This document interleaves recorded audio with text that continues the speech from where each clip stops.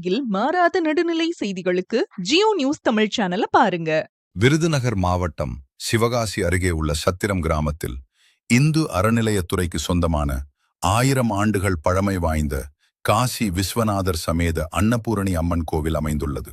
இக்கோவிலில் உலக நன்மைக்காகவும் பக்தர்களின் நல்வாழ்விற்காகவும் பிரதோஷ வழிபாடுகள் மிகவும் விமரிசையாக நடைபெற்றன.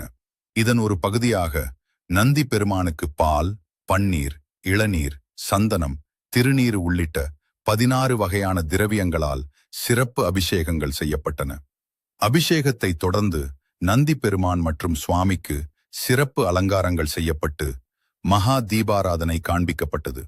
மேலும் சுவாமிக்கு கண்கவரும் வகையில் ஊஞ்சல் அலங்காரமும் நடைபெற்றது. இந்த வழிபாட்டில் சுற்றுவட்டார பகுதிகளைச் சேர்ந்த திரளான பக்தர்கள் கலந்து கொண்டு சாமி தரிசனம் செய்தனர்.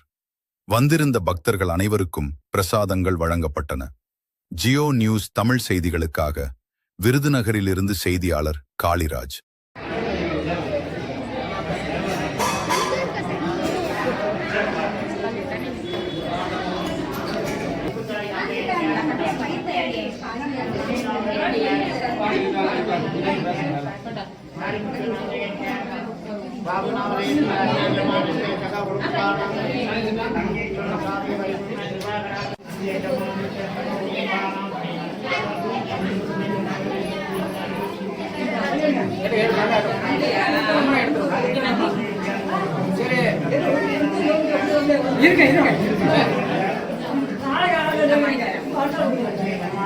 இருக்க